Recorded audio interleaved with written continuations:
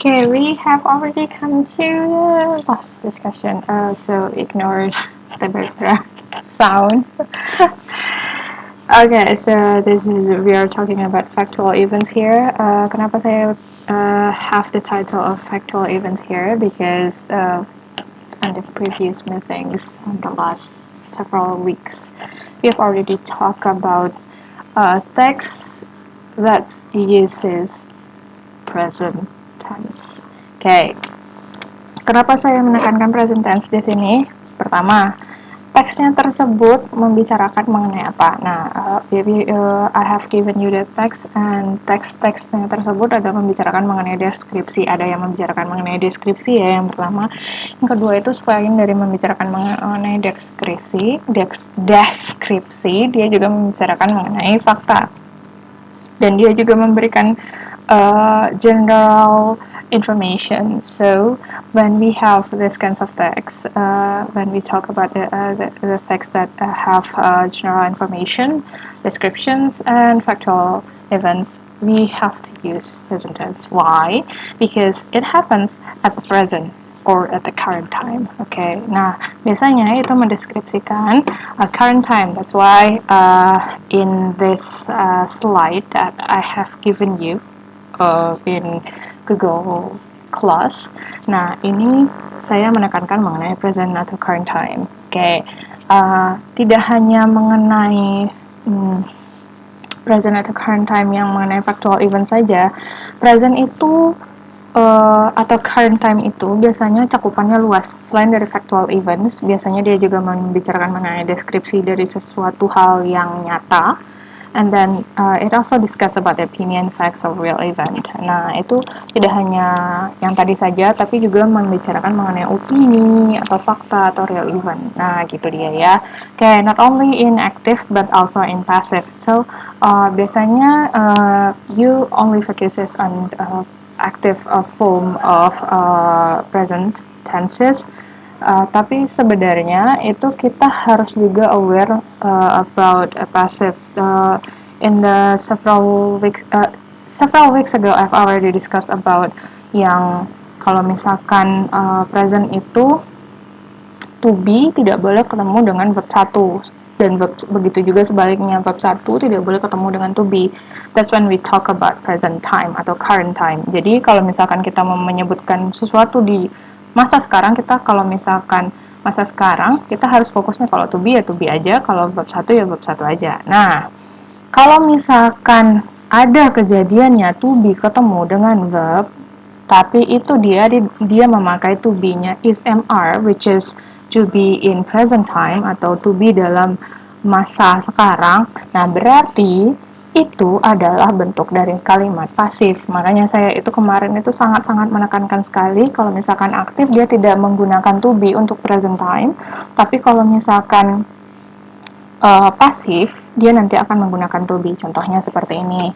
Oke, saya tidak akan menjelaskan lagi bentuk kalimat aktif itu seperti apa, bentuk kalimat pasif itu seperti maksud saya bentuk kalimat present tense itu seperti apa, subject plus to be plus verb, subject plus to be plus adjective atau noun, atau subject plus verb 1 plus object. You can figure it out yourself ya, karena itu sudah pengetahuan yang sangat umum sekali ya. Saya akan membagikannya langsung ke aktif dan pasif. So here I have the sentence, electric eel generates electricity up to 800 volts. Nah, ini dia adalah bentuk kalimat aktif atau kalimat positif ya, atau kalimat dengan menggunakan kata me di dalam present tense, simple present tense. Nah, ini I've already required you, I've already asked you, demanded you to find out what is the difference between active and passive. Nah, dengan harapan kalau misalkan nantinya itu bisa mengetahui kalau sebenarnya bentuk aktif dan pasif ini bedanya apa. Oke, ini hanya dalam bentuk formnya dulu saja. Form dari aktif itu sendiri atau bentuk kalimat aktif itu sendiri seperti ini. Electric eels generates electricity up to 800 volts. Nah, ini adalah bentuk dari kalimat aktifnya. Nah, kalau kalimat aktif itu adalah di mana di dalam present kalimat aktif itu kalimat yang menggunakan verb 1. Nah, kalimat yang menggunakan verb 1 ini di sini itu subjeknya adalah electric eels, diikuti oleh generates. Generates itu verb 1 dengan diakhiri s. Kenapa? Verb 1 yang diakhiri s itu ada ketika subjeknya 1. Ya, verb 1 itu akan diakhiri s ketika subjeknya 1. Electric eel di sini 1 ya, electric eels-nya. Nah, maka verb 1-nya harus diakhiri diakhiri s. Oke, electric eel generates electricity up to 800 volts. Nah, tadi saya ulang lagi. Nah, kalimat ini akan salah nantinya. Nah, kalimat aktif itu kalau misalkan verb 1 harus verb 1 aja untuk current atau present tense itu verb 1 ya verb 1 aja, nggak ada to be-nya. Nah, kalimat yang di atas lah yang benar. Kalau kalimat di bawah jadinya salah ya. Electric eel is generate. Nah, is itu udah to be. Generate itu verb 1. Nah, ketemu pula dengan to be padahal dia dalam present tense. Dalam current time ya, dalam present tense. Kalau misalkan verb 1 tidak boleh ketemu to be seperti yang saya bilang tadi. Makanya yang di bawah kalimatnya salah, sementara yang di atas lah yang benar ya. Yang subject electric eel generates, yang diikuti oleh sesuatu electricity up to 800 volts. Nah, ini dia. Generate ini verb 1, as in present active atau present tense active verb 1, dan is MR itu atau to be nggak boleh berada di sentence yang sama. Not allowed to be in the same sentence. Oke, ini bentuk dari aktifnya. Nah, bentuk dari pasifnya, a very high volt is generated by electric eel. Nah, di sini itu adalah bentuk kalimat pasifnya dari present tense. Nah, kalau misalkan di atas itu electric eel generates electricity up to 800 volt. Nah, kalau di bawah pasifnya itu a very high volt is generated by electric eel. Nah, di sini subjeknya diikuti oleh is. Tapi yang harus ditekankan sekali, setelah is itu bukanlah verb 1, tapi adalah verb 3. Oke, ketika kita menggunakan verb 3 di dalam present tense untuk pasif itu kita menggunakan verb 3. Tapi harus diikuti oleh is di depannya. Sorry, saya ulang. Pasif untuk present tense itu kita menggunakan verb 3, tapi harus ada to be di depan verb 3 tersebut. Nah, ini dia.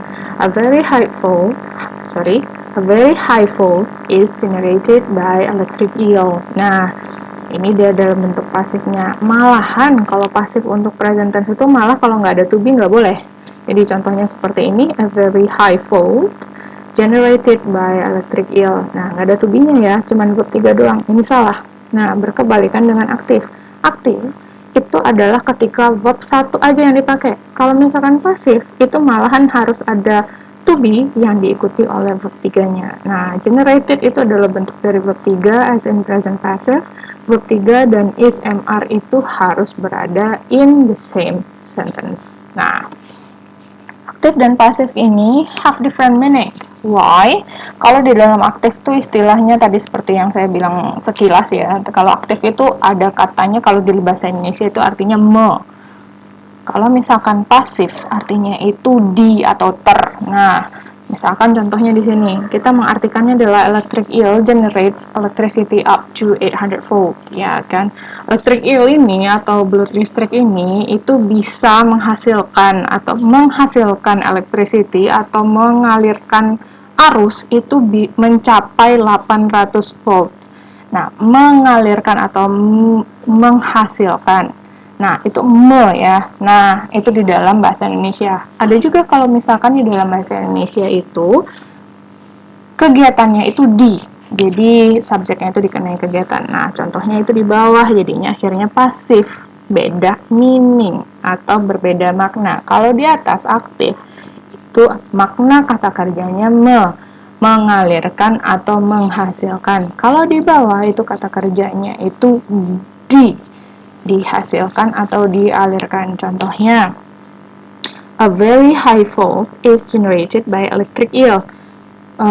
Arus yang sangat tinggi itu dihasilkan oleh electric eel atau belut listrik. Dihasilkan. Nah, kenapa kita harus mengetahui bentuk dari aktif dan pasif ini? Karena bentuk sebuah kalimat itu menentukan maknanya. Jadi kalau misalkan makna bentuk kalimat tersebut itu berbeda, maknanya pun beda. You have to pay attention really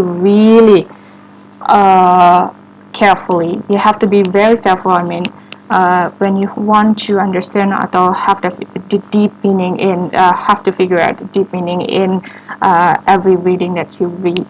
Nah, jadi harus mengerti sekali bentuk-bentuk dari kalimat dalam bahasa Inggris ini supaya nggak salah menangkap makna atau arti dari teks tersebut. Itu yang harus adik-adik tambah ilmunya, begitu ya. Nah, ini bentukan dari dari present bentuk aktif dan pasif tersebut. Konsep dari present itu sendiri adalah current time atau masa sekarang, yang mana itu bisa mencakup factual event, description, general information, opinion, fact, atau real event. Oke, di mana dia bisa mencakup aktif dan pasif, yang mana nanti itu akan mempunyai makna yang berbeda. Nah, begitu dia ya.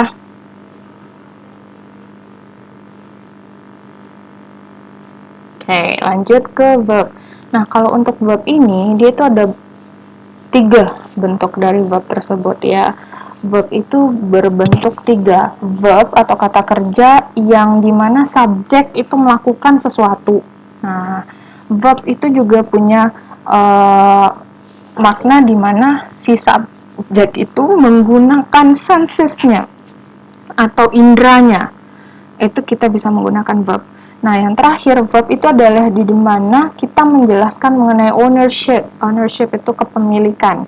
Jadi ketika orang melakukan sesuatu atau benda melakukan sesuatu atau subjek melakukan sesuatu atau subjek menggunakan indranya, dan ketika kita ingin memperlihatkan kepemilikan, di sanalah kita menggunakan verb.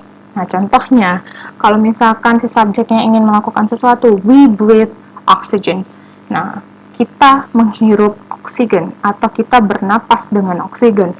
Nah, what do? We breathe. Nah, breathe itulah verb itu. Si subjek ngapain? Breathe. Bernafas. Oke, si subjeknya siapa? We breathe. Nah, contohnya yang lain. They think about that foreign object. What do? Think. Berarti yang mereka lakukan apa? Ada nggak pekerjaan mereka? Ada. Think, berpikir. Berarti think itu adalah subjek. Begitu caranya mencari tahu apakah itu subjek. Verb. Begitu caranya kita mencari tahu apakah itu verb atau tidaknya. What do? Manage. The students manage the lab. Nah, apa yang mereka lakukan? Mereka memanage atau mereka mengatur lab tersebut. Berarti ada nggak kata kerjanya di sana? Ada. Apa? Manage. Gitu dia. Berarti masuk kemana? Si subjek melakukan sesuatu. Oke. Poin keduanya, for when subject uses sense. Nah, for example-nya itu ada the dog smells something. Smells. Apakah dia menggunakan sensesnya? Iya, dia menggunakan kata smells, mencium. Nah, itu senses, indranya. Nah, ketika si subjek itu menggunakan indra, berarti itu adalah kata kerja, smells. Oke, yang terakhir itu adalah for words of ownership. Contohnya itu adalah kata-kata yang menggunakan kata has, have, atau owned. Nah, contohnya itu adalah pregnant female wolf has high insecurity. Nah, a pregnant female wolf itu has atau memiliki high insecurity. Dia menggunakan kata has. Leopard owns a unique habit. Leopard itu memiliki habit yang unik atau kebiasaan yang unik. Nah, dia menggunakan kata own untuk ownership atau kepemilikan atau menjelaskan kalau mereka itu punya ini, mereka itu punya ini. Contohnya pregnant woman, female wolf tadi itu dia memiliki high insecurity. Nah, sementara leopard itu dia dikatakan memiliki unique habit. Nah, di sana kita menggunakan kata verb. Nah, jadi jika ada ragu-ragu apakah ini verb nggak ya, ini verb nggak ya, ingat aja Apakah si subjeknya melakukan sesuatu, atau si subjeknya menggunakan indranya, usage sensesnya, atau dia itu menggunakan kata kepemilikan. Jika masuk dari 3 poin ini, salah satu dari 3 poin ini, pasti iya, Pak. Oke, gitu dulu ya untuk penjelasannya.